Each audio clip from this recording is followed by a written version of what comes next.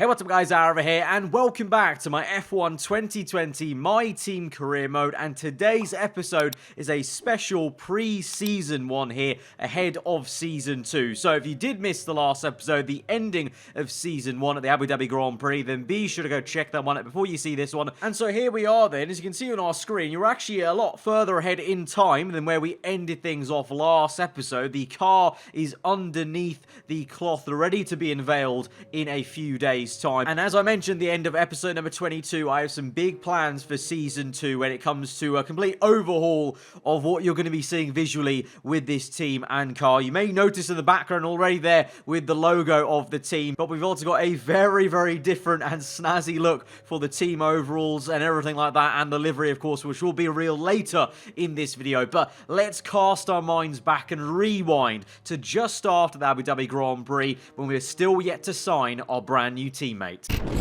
It's the 30th of November, the Abu Dhabi Grand Prix has come and gone, and here we are then looking at a contract renewal either with our current teammate Jack Aitken, or as you guys all voted for, looking for a new teammate, saving up enough money to go for that region of, lower band 2 million up to that higher band of about 9 million, which could get us a very decent quote-unquote midfield team driver of one of the current F1 teams, of course, that we've been facing. So we'll get to that in a second. We've also got to do the rest of the admin that comes with the end of the season. Still work to do on the team in terms of the activities we can do to push the team forward as ever with a claim level. So my driver, we're there, you can see in the bottom right, and also the team as well. Did a bit of reshuffling, trying to fit in as much as we could there. The one-day driver promotion filming. We had to go for something, as I didn't want to waste the time there in the activity timeline. So we chose the aero team building and then weight training for 2 days for our teammate. And because I added that at the end of this timeline, just before the end of the season, that weight training will actually go to my brand new teammate. So straight away, whoever we sign is already going to get some love from me in terms of the manager side, training him up a little bit. But speaking of that, let's now look at what we're looking at here in terms of this driver market. Like I mentioned before, when it comes to the driver market and what we can realistically aim for, we saved up enough to go for this region of either the kind of 2 million or the F2 free agents up to just over 9 million. Lando Norris and Albon there at 9.02 million. It was interesting to note that actually before the Abu Dhabi Grand Prix and we got to this portion of the season, Perez was also on 9.02, but I think he went up in value, or maybe Racing Point high, boosted his base salary potentially to maybe try and keep him at the team, because he's now a lot more pricier than he was originally when we first kind of thought of this kind of range of drivers. I wasn't particularly looking into maybe signing Perez because he's on the older side, potentially doesn't want to even sign for a team like ours. A driver that I was picking out as a really good candidate for signing as a new teammate was Carlos Sainz. Obviously, he's no stranger to the channel. He's played a big part in previous series of mine, like F1 My Driver, so he's definitely been used to being a kind of subject focal point in my career mode series in the past. And if you can look at him, look at his stat. He's got a base price of 6 million. He's got a buyout of 3, so he's on an overall market value of 9 million, which is the same value as drivers around him like Gasly, Stroll, Grosjean, and Russell. But the difference is he's already a little bit higher in terms of overall stat, which is 83. Obviously, the overall isn't the full picture. You have to look at the smaller stats underneath that. But as an overall level, that's really awesome for what the price is of him. I mean, even compared to his own teammate, Lando Norris, who's lower rated than him. So this really could be our best bang for our buck signing. And that's really surprising to me, because if you had told me earlier that we were going to go for Sainz, I wouldn't have thought that's the smartest, signing to do with our money. But he really is the smartest option potentially. And remember, he won a Grand Prix. He won his first ever F1 race just last episode at the Abu Dhabi GP. So he's a proven race winner now. And compared to others that we could potentially sign, Albon did so poorly last season versus Verstappen. So many times we were fighting Albon in our car. Imagine what Sainz could do in our car if he's going out there and winning in a McLaren. And also, remember, if we're looking at attacking McLaren next season,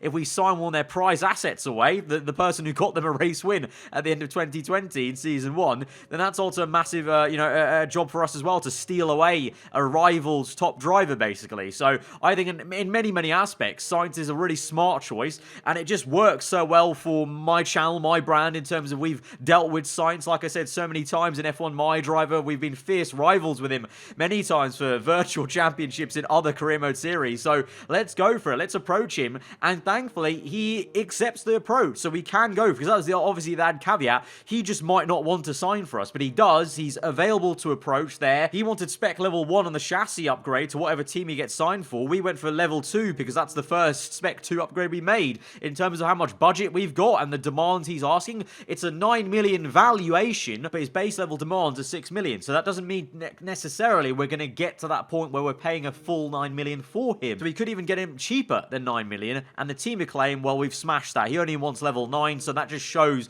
where our team is. Our team is ready to sign a driver of his caliber and for where he is in his career. Just winning a race, hopefully we can give him a car where he can win a second or even more race wins potentially in Season 2. I know I don't want to get ahead of myself because we've yet to even step on the podium, but that's where the stepping stone and where I personally want the team to progress to next year. So let's go for this. So this is our very first time doing contract negotiations on F1 2020 in my team career mode. So we've got a driver auction. We're about to start it with Sainz. Other teams are also interested in this driver, obviously, i.e. McLaren. They want to, keep his services. You want to race for them, so I'm not surprised there. You must have the winning bid to secure the driver for your team. The auction is a timed event. A global countdown will be displayed, and if no bids are made for 5 seconds, a hastened timer event will occur. So basically, we've got to be right on it every single step of the way. When McLaren put in a bid, we've got to put in one. So the bidding war begins, and we've got to have a very happy trigger finger, making sure we're bidding within the 5 seconds. But obviously, overall, we have that global timer, and it has to be done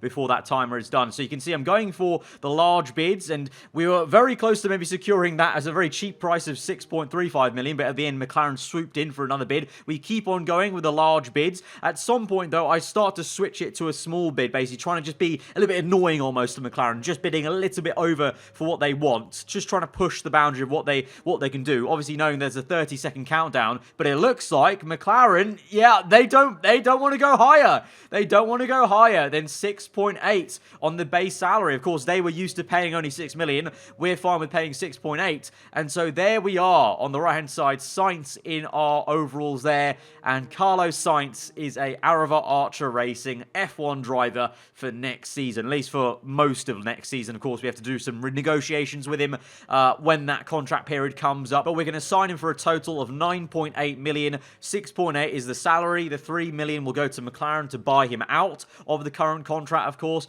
And so we get him for a 143-day contract till Monday, the 6th of July. So that is a big win for us, and you can see he's already boosted to 88 overall from his 83 because of what we've got as a team for personnel HQ facilities. So he's already seeing the benefits of being with our team, and we're going to see the benefit of having an 88 rated driver compared to 73, what it was maximum with Jack Aitken. That's a massive difference. So now that's the major part of the season over. It's time to go to an interview with Will Buxton and then see out into season 2. Thanks so much for the invitation to your HQ. Let's have a little chat about the team's performance this season. Isn't it safe to say you focused heavily on driver development? I found this question quite funny considering we only really delved into the personal upgrades in the last 2 episodes, but of course now, yeah, it is really important to us because it's going to boost Sainz so much. Your second driver seems to be breaking all expectations. What's the secret to their success? Well, I've not actually seen him race under my roof, of course, but he's won a race, so he must be good. Would it be safe to say that in terms of team orders, your career comes first in your team? And we've said this before as a bit of a fluff piece, but I honestly do believe, no, there aren't going to be no team orders here. I do want Sainz to push me, and I want him to score well for the team this season. Well, it's been wonderful to spend some time with you. Best of luck out on track. And there we have it. The interview is done with Will Buxton, and we move through swiftly now towards the end of this season in the activity timeline. We get a message reminding us that Kimi Räikkönen is retiring at the end of this season, so that will be quite cool to see what the driver market's going to shape up to be. But there we are then. We get to the end of the season. We transition through this acclaim screen. You can see now Sainz boosting our claim, working well. He's got the same sort of level as me, basically. Level 12 there with 24% boosted on, so that gets us over to level 16. 16 on the overall team acclaim. Remember, level 20 is the next time we get another sponsor on the car. But speaking about sponsors, here is then our primary sponsor, Shark, giving us $10.54 million and adding on to that $15 million for getting 6th place in the Constructors' Championship, taking our grand total to $28.26 million ahead of the next season. And remember, we'll add to that because there'll be some weekly income to come in and also potentially a bonus for our brand new title sponsor. So we're going to have a lot of money to invest thick and fast at the very start of this season now for various upgrades on the HQs, be it aero, chassis, engine, even the personnel, marketing as well. So very much looking forward to that. But there we are. At the end of the day, we have got now a race winner in our team. We're yet to even stand on the podium. Hopefully that will change going into Season 2. And that brings us very nicely back to where we were at the very start of this episode. You might see 25th of February for Season 2. Morning, boss.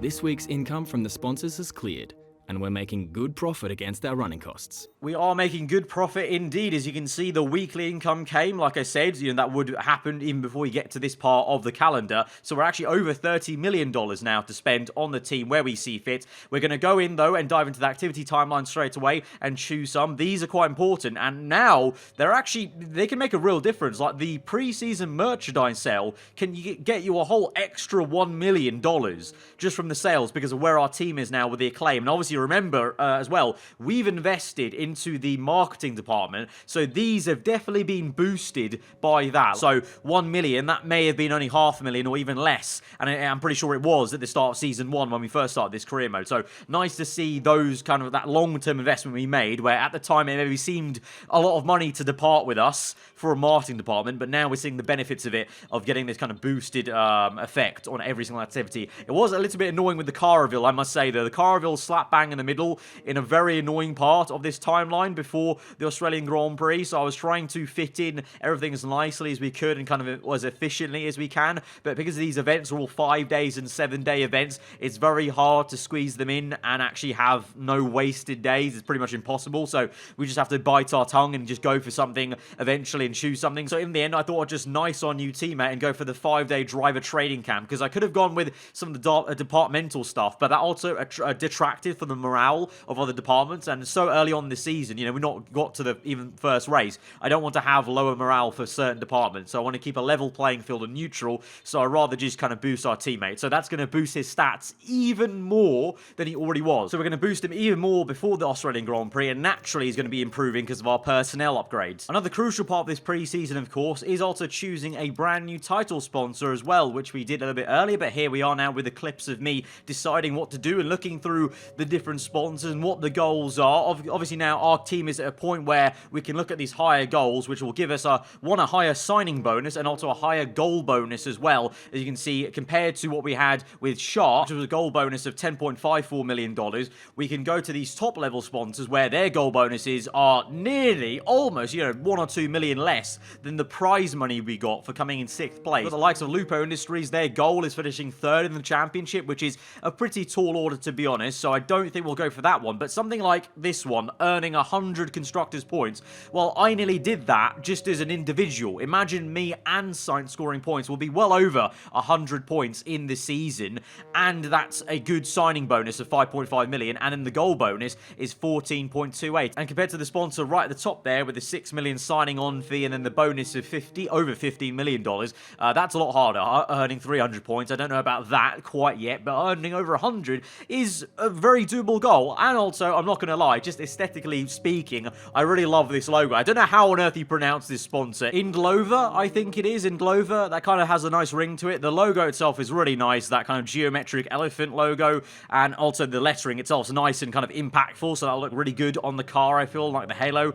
and the side pods and such. So I think we're going to go with that. It's a very obtainable one, and if you're wondering as well, we are going to stick with Honda. You guys voted for us to go with Honda Power at the very start of this career mode, and we're going to stick with Honda at least for this second season. because I feel like we need to give them at least the benefit of the doubt of 2 whole years. Plus, also, like I said, the actual official Honda F1 Racing account still approves of us using Honda in this career mode, so I can't not. So that is the overview of what we're working with in terms of the admin of the actual overall big team details here. And this is where we get to the portion of the video which I've been absolutely dying to show you guys, is the reveal of our brand new team livery kit on our overalls, because here it is. We've got a very swanky new set of overalls and team liveries for myself and Sainz here. You can see the color for the neon green / yellow is now actually the correct neon yellow / green. I literally looked up the Brawn GP car and logo and color matched the exact same color onto these overalls now. So no more looking a bit too green or looking too yellowy. It's the correct color, the Brawn GP neon and yellow greenish color on a black backdrop. We've got an overall set which kind of has a nice blend between the McLaren and the Williams design, giving a really unique look. Honda logos on there. We've got the team's title sponsor in the middle. We've also got my personal channel affiliation logos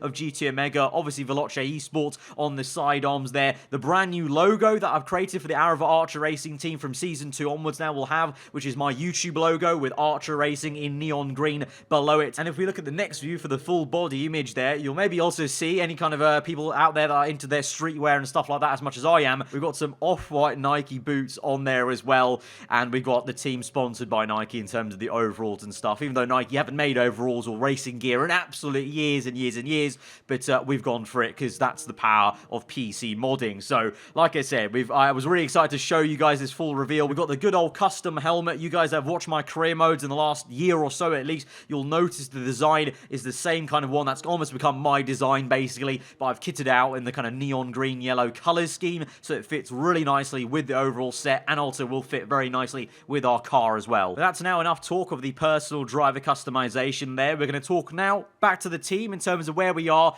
with the R&D. So, of course, if you did watch and follow along the end of Season 1, you would have known that we had an R&D regulation reset of the engine, the chassis, and the durability. We adapted everything, and where we stand at the moment without having done any pre-season upgrades is we've taken a little step back. You know, Alpha Tauri and Alfa Romeo actually did some further small upgrades, and so looking at the R&D tree, one, Mercedes have somehow got even faster, which is no good news for anyone, because Ferrari, McLaren, and Racing Point and Red Bull all plateaued, so they maintained where their car was from Season 1 to Season 2. Mercedes, the top guys by a mile, have improved their car even more over the winter, so that's not something anyone needed, but it's happened, so that's going to be a little bit unfortunate. Hopefully at some point or later, the AI and myself can close up Mercedes there. But for the midfield fight, it continues to be very strong, because that midfield's got that broken up kind of portion of Ferrari, McLaren, Racing Point, Red Bull. Then you've got Alfa Romeo, Alpha Tauri, and myself and Renault, I guess, with then Haas and Williams lagging behind.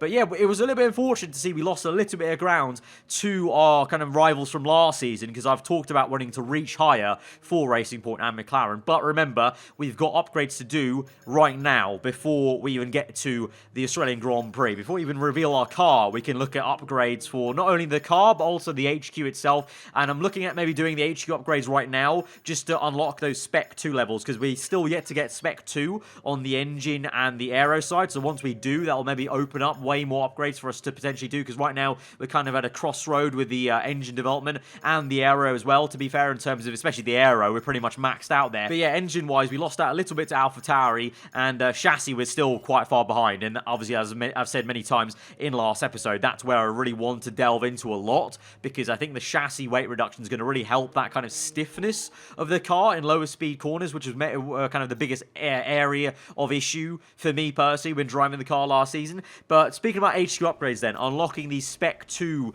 of the engine department and also the aero department, we'll go ahead and spend 5 million on the build time for the powertrain. We've got over 30 million, so we can afford to spend 5 million on pretty much, you know, a good 4 departments here. Maybe even a little bit more in terms of we're feeling, you know, really daring and pushing the boundaries. But at the same time, remember, now that we've got a driver like Sainz, we need to make sure we have like a baseline of money towards the end of his contract period where we can actually afford to re-sign him, basically. So that's going to be around 6 million or 7 million. So we need to try and make sure we don't go any lower than that, realistically, once we get to around July-ish time of the season. So we need to remember that and be a little bit cautious. But apart from that, we can kind of go nuts and spend all this money on the car. And that includes the marketing department as well. We're going to spend 5 million there to boost the activities kind of rewards we get week in, week out, on top of already upgrading the engine and the aero and a little bit on the chassis as well. And all those upgrades will come in pretty thick and fast. So we go to the activity timeline. You can see on the left-hand side, it's kind of a little bit overkill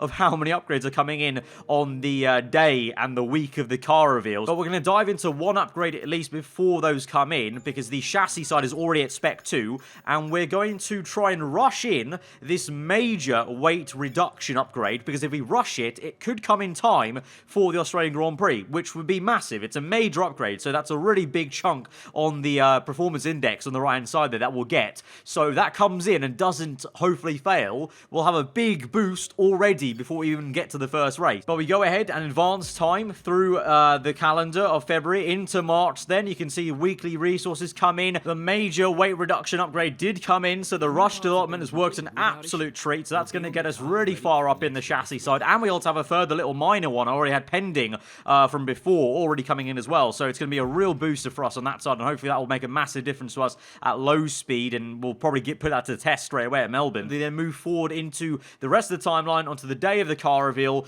and all of our upgrades on the HQ facilities have come in. So we're now Spec 2 on the aero, powertrain, chassis, and even the marketing as well. And so now that unlocks a lot more of the tree then on the engine side and aero to what we had before, but we're going to continue to look at the chassis upgrade, because I was tempted by an engine upgrade, but at the moment that's going to take a few, I'll take at least 2 races time. And in terms of the engine power, we're okay still. We're kind of where we were. We haven't lost power compared to other teams. So right now, that wasn't a major issue. It was an issue at times in terms of our car at times was maybe too draggy for the engine power we had. But I really just want to sort the chassis out, because that was so weak the entirety of Season 1. So we continue with that with a further minor weight reduction upgrade. That one we're also going to try and rush, hopefully in time for the Australian Grand Prix. If it doesn't, it'll have to come in for the next race, the second one for Bahrain. But it's worth the try, basically. But now it's time to actually go to the car reveal and show you guys our brand new beast for season number 2.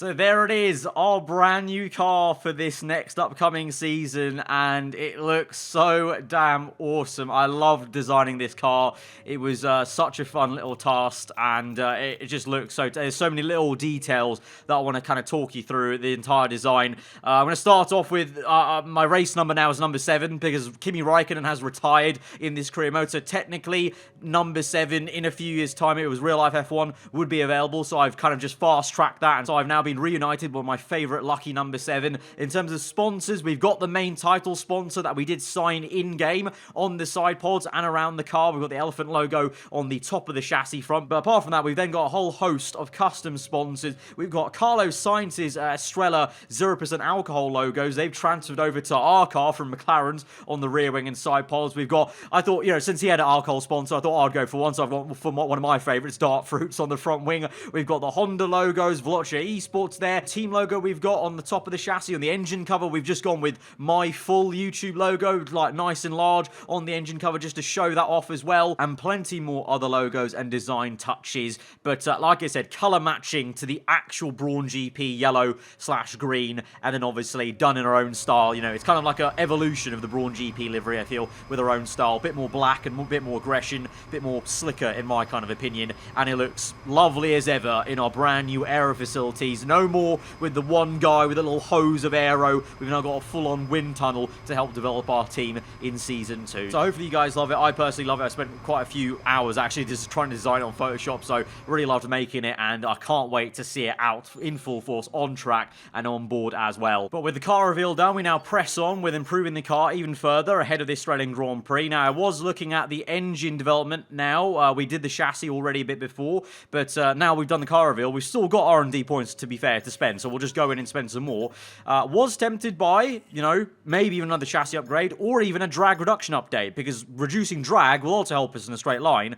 But, you know, in some situations, that's not going to be as useful as just pure engine power, I feel. So we're going to go for that. We could have rushed this development, but I have a feeling it's going to fail if we rush this one. And even if we rush it, it's only going to come in for the Bahrain Grand Prix, not in time for Australia. So we may as well just go with standard development. That'll come in for Hanoi at the Vietnam Grand Prix. That's fine by me, and it will stagger upgrades a little bit nicer in that kind of way. So we're going to go for that. So pending, we have 2 minor upgrades on the chassis front, weight reduction and tyre wear, and then also a major engine power. Obviously, we've rushed the weight reduction one, so that might fail. That's got a higher chance of failure, but either way, making some great progress now on the R&D chart to basically get to back where we were. And we're now already ahead of Alfa Romeo and AlphaTauri on the R&D chart there, and closing up to Red Bull, which is exactly where we're wanting to be, where we were technically kind of at the end of last season. So that's really good news for us in that kind of way. We've still also got some money to technically spend on HQ upgrades. You know, we've got over 12 million, so we're going to go ahead and buy a quality control on the powertrain side of things, because I think apart from the chassis, I think we're going to start developing the engine quite a fair bit. I kind of went on about at the very early doors of this game, the engine power being so important, but ironically I didn't really do that many upgrades on the engine. This season I want to change that. I want our car to be very good in straight line. It's one of the major reasons why I think Carlos Sainz was able to even win the Abu Dhabi Grand Prix, was because the engine was so good in the back of that McLaren at Abu Dhabi. So we're going to go for that and try and delve into that a lot more this season than we did last. But like I said, my kind of favourite phrase, spending money to make money. We've been not afraid to nearly spend most of our 30 million on the team, on HQ upgrades. So we go through the activity timeline. Unfortunately, the chassis update that we tried to rush through does not come in. The tyre upgrade does, so that's going to be there. But the weight reduction will have to be repurchased, which is fair enough. Obviously, you take that risk by rushing development, so we'll just repurchase that. So we'll have that and the engine power upgrade pending for after the Bahrain Grand Prix or into Vietnam as well. But that is pretty much all the team admin there is to do ahead of the Australian Grand Prix. And so before we round out this special pre-season episode, guys, of this career mode series, we're going to go through the driver market and show you guys what the new Season 2 grid is like, because, oh boy, I've got very lucky in this career. Last season, we got lucky with the AI fighting being so close. The title went down to the wire and such. And I'm getting even luckier in terms of we've got some amazing driver transfers to show you for Season 2. So, of course, obviously, in my team, aarava Racing, it's myself and Carlos Sainz there, the Spaniard, which is, he's 94 rated now, by the way, which is ridiculous, making him, I think, the second best overall driver on the grid. But anyway, I digress. Driver market, Alfa Romeo Racing, Raikkonen has retired, and replacing him is George Russell. He's been signed away from Williams by Alfa Romeo to replace Kimi Raikkonen, who is now retired. He's no longer in our career mode series in the game. At AlphaTauri, Sergio Perez has been signed from Racing Point. So AlphaTauri, that's a major steal for them. So it's Perez and Gasly, a very tasty pairing there. Obviously, they were a pretty good car, but they didn't really score too many points last season, so maybe that's why they signed Perez. So Racing Point now, they lost Perez. They've signed Alexander Albon, because Red Bull have dropped Albon. Not surprised, because he did very poorly for Red Bull last year. So it's Albon and Stroll in the Racing Point car. Not sure how that's going to go. Those two drivers both didn't do that well compared to their teammates, and Racing Point are trying to obviously fight McLaren and Red Bull for that kind of second or third best team slot, so I'm not too sure about that. Ferrari and Haas stay put. McLaren change with Esteban Ocon now replacing Sainz. Obviously, I stole Sainz away, so they had to replace him, so they've gone for Ocon. So same rating as Norris, so pretty decent middle house kind of both drivers there for McLaren. I think that's a solid lineup, to be fair, Ocon and Norris. Even if in real life that kind of came true ever, that'd be quite exciting, to be fair. Both exciting talents. We've got Hamilton, Bottas staying put at Mercedes, but this is a really exciting one. So Renault, it's all change at Renault, because Ocon's left and Ricciardo's left, and Ricciardo has returned to Red Bull Racing. It's that same partnership we saw a few years ago, Ricciardo and Verstappen. Very tasty stuff. So Red Bull had enough of Albon. They wanted a better second driver there to really push Verstappen once more. So it's that classic lineup of Verstappen and Ricciardo. And like I said, it's all change at Renault. Both their drivers are gone, and so it's going to be Kvyat. So that goes from AlphaTauri to become the team leader at Renault, which is pretty good for him, to be fair. Alongside the F2 driver, Matsushita. So that's a really kind of of a bonkers one for Renault, and we'll see how that goes, but definitely that means like a Fiat is the race leader. But Renault actually had a very quick car last season. Like, they were actually quite rapid at times, so it's a little bit surprising that they've come out so weak in the driver market. And then Williams, they've gone for Latifi, and I'm kind of happy they've signed Jack Aitken, my old teammate. I'm really happy that my old teammate that I booted out at the end of last season has actually found a place in Formula 1, because it kind of keeps that nice kind of continuity going in a way, in terms of like a little storyline of our ex-teammate still being on the grid. But what a grid that is. You know, Mercedes, Ferrari stayed put, no surprise. Haas stayed put, which was a bit of a surprise. But then every other team, there's at least one driver change, or two in some cases,